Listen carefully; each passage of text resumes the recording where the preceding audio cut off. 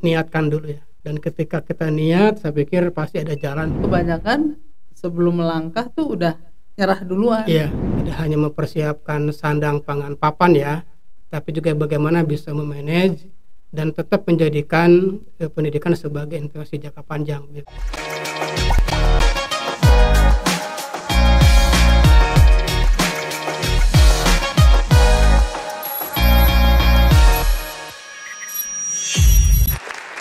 Assalamualaikum Pak. Waalaikumsalam Coach. Apa kabar? Baik kabarnya. Saya tuh kemarin sempat baca profil tentang Pak Rudi nih.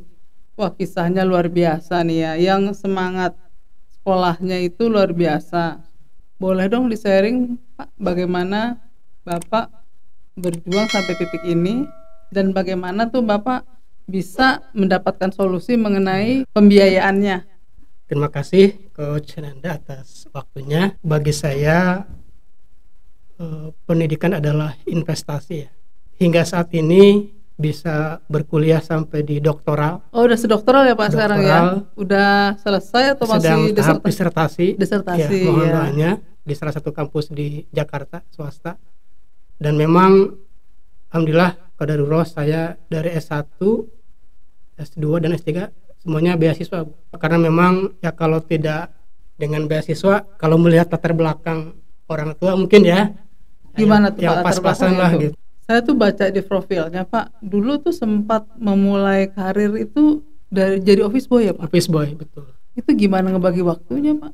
Jadi kan orang tua asuh saya ya, waktu itu kepala sekolah ya di Sanawiyah begitu. Rudi, kamu mau nggak kuliah di Jakarta? Tapi kamu harus prihatin gitulah ya, prihatin. Dan kalau pengen tempat kosnya gratis ada nih, katanya. Tapi kamu tinggalnya di tempat kursus. Oh, Tapi harus siap jadi office boy gitu kan. maaf tuh ya Pak, kan kalau office boy itu kan kerja fisik ya. Ya, Itu betul. tetap masih semangat sekolah. Iya, saya mungkin masih ingat bangun jam 4 gitu kan, jam 4 subuh ya. Bersih-bersih kelas dulu sampai jam 7 atau jam 8. Jam 9 kantor buka ya, jam 10 saya ke kampus kuliah sampai maghrib. Itu selama 1 tahun itu. Sekolah, alhamdulillah kuliah nilainya bagus. Nilainya bagus, tidak terlalu mengecewakan kalau untuk IPK di negeri ya. 3 koma lah gitu. Oh, 3,8. Tiga Waduh, koma. beasiswa itu sifatnya per tahun apa langsung saya selama S1 tuh full beasiswa? Itu memang per tahun Ibu. Per tahun, kemudian ketika nanti IPK-nya mencapai ya dilanjut, kalaupun tidak dilanjut. Itu selama S1 itu Pak, untuk pembiayaan itu kan paling enggak kita kalau kuliah itu kan perlu fotokopi lah, perlu bikin tugas-tugas gitu. Kira-kira Bapak dari mana tuh biayanya? Apa yang Bapak lakukan untuk Saya masih bertahan? ingat waktu itu 1 minggu dikasih uang jajan 50.000 rupiah seminggu. Kalau untuk yang lainnya, saya selain office boy juga pernah istilahnya keliling koran, pernah loper koran gitu ya ke perumahan-perumahan gitu kan. Ya itu dari situ juga sih. Tapi setelah semesternya tinggi, semester 3 dan 4 mulai belajar privat, mulai ngajar privat ke rumah-rumah bahasa Inggris kan gitu ya. Dan itu sangat membantu begitu. Sangat membantu. Jadi kalau secara biaya, saran saya mungkin teman-teman yang ingin berkuliah, ya tadi ya, niatkan dulu ya. Niatkan, dan ketika kita niat, saya pikir pasti ada jalan lah. Pasti ada. Bapak nekat kuliah dulu baru biaya menyusul ya. Biaya menyusul. Kan kebanyakan anak sekarang tuh kadang kalau untuk disuruh kuliah gitu dia hitung-hitung dulu pendapatannya, betul. lalu kira-kira sanggup apa enggak, dan kebanyakan sebelum melangkah tuh udah nyerah duluan. Iya. Agak nekat juga ya. Tapi bismillah ya tadi, selalu ada jalan bagi orang yang menuntut ilmu gitu ya. Nah, kalau dari kisah Bapak itu sendiri ya, sekarang ini Bapak apa profesinya? Maksudnya sekarang sampai di titik ini sekarang apa? Saya dengar wakil rektor ya? Belum Bu, wakil ketua. Oh, wakil ketua. Wakil ketua di? Wakil ketua 2 di Sekolah Tinggi Keguruan Ilmu Pendidikan STKIP Muhammadiyah Bogor, dan sekarang sudah menjadi alih bentuk menjadi Universitas Muhammadiyah Bogor Raya. Berarti dari sepanjang Bapak berkarir itu ya sampai sekarang, apalagi kan sekarang Bapak tuh ngajar ya di kampus ya. Iya. Ngelihat nggak sih perbedaan semangatnya juang zaman Bapak dengan zaman sekarang tuh, kelebihan dan kekurangannya tuh apa gitu menurut Iya. Bapak? Saya pikir dari segi pendidikan dan mungkin melek keuangan Bu ya. Kalau kita kan dulu apa ya? Kalau orang Sunda bilang itu merih ya. Merih itu jadi apa ya? Survive gitu Bu ya. Prihatin gitu ya. Prihatin kan, prihatin gitu ya. Kalau saya lihat mungkin yang anak-anak sekarang kan lebih cenderung instan ya, instan dan juga kadang-kadang lebih cenderung konsumtif ya, konsumtif. Kalau kita kan dulu mau jajan, mau apa juga kita pikir-pikir dulu ya. Nah, sehingga mungkin kita juga nabung dulu.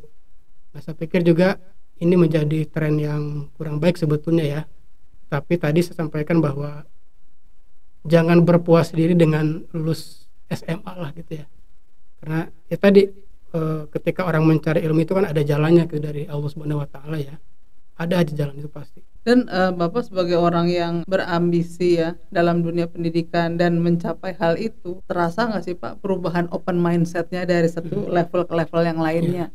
Dan sejauh mana itu berpengaruh dengan boleh dibilang kesuksesan masa depan Bapak tuh gimana? Kalau dulu kan mungkin sampai ada yang berani menjual punten ya, sawah gitu ya mungkin ya, kerbau ya buat anaknya bisa kuliah begitu ya.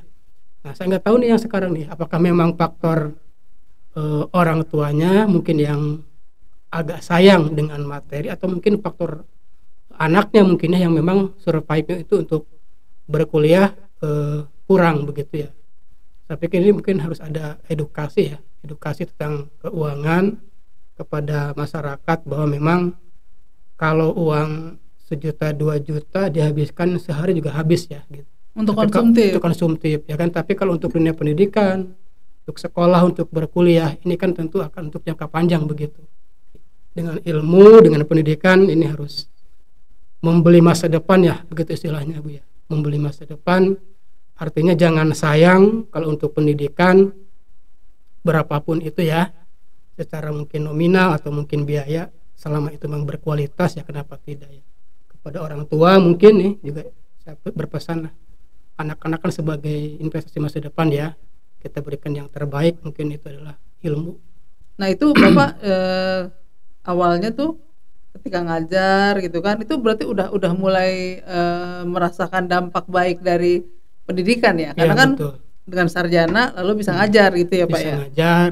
Wah keren nih, ini perjalanannya perlu menjadi masukan nih buat anak-anak muda sekarang nih. Saya pikir kan memang kondisi yang sekarang terjadi adalah dari bentuk perjuangan di masa lampau ya. Dalam pengalaman saya memang pendidikan sebagai investasi, jadi investasi jangka panjang gitu.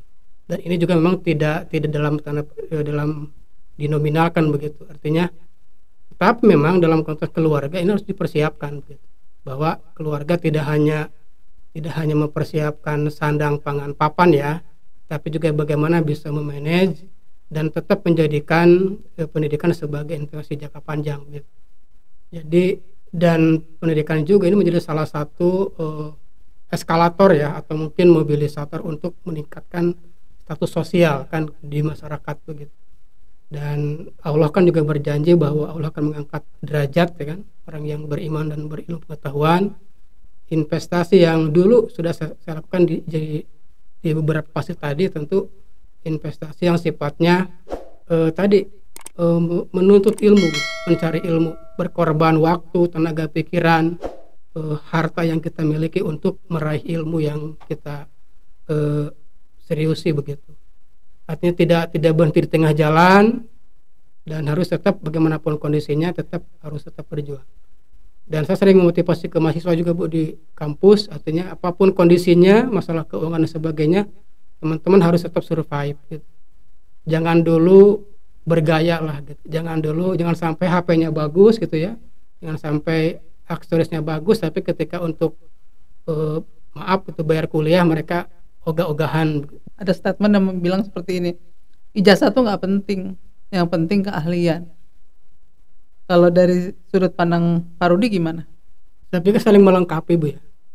Ada kalanya kan keterampilan itu perlu dijustifikasi Bu. Artinya memang keduanya sangat penting. Tentu kan ijazah bagian dari legitimasi kompetensi dan kualifikasi kita begitu. Artinya statement ini juga akan tanda petik melemahkan sebetulnya, melemahkan Iya, jadi mereka yang bikin memang itu. orang nggak semangat sekolah Iya ya Pak gitu, ya. ngapain sekolah tinggi-tinggi kan, ijazah yang penting kan punya keahlian gitu. Sebenarnya dengan pendidikan yang tinggi itu kiranya bisa berbanding lurus dengan adab mungkin Iya ya, betul. etikanya, lalu cara dia bersosialisasi mungkin juga lebih Iya, baik gitu, lebih memandang atau enggak mengikuti norma-norma yang berlaku gitu loh. iya, Pendidikan itu seharusnya juga bisa iya. seperti itu ya Pak, bisa Betul. mempengaruhi kepada norma-norma yang mereka anut. Iya, Jadi kalau saran saya sih ya untuk keluarga-keluarga muda ya khususnya gitu ya, pertama kita tuh harus kompak dalam hal siapa di keluarga itu yang manajer keuangannya. Nah biasanya kan perempuan ya Pak ya iya yang betul. ngatur keuangannya. Nah dari 100% penghasilan suami istri ataupun suami saja itu sebaiknya nggak semuanya dihabiskan. Ada pos-pos misalnya pos tabungan 30%. Nah di tabungan itu ada tabungan, ada dana darurat, ada asuransi, itu di 30% pertama yang kita sisihkan. Sisa 70%. Nah, ini idealnya ya Pak. Ini sih bukan rumus baku sekali, tapi paling tidak ada pegangan dengan pos-pos yang kita yakini bahwa itu akan menolong keuangan kita. Lalu yang selanjutnya itu 20%-nya kita pakai untuk pendidikan Pak. Lalu yang 50%-nya disitulah kita untuk membiayai operasional hidup keluarga kita.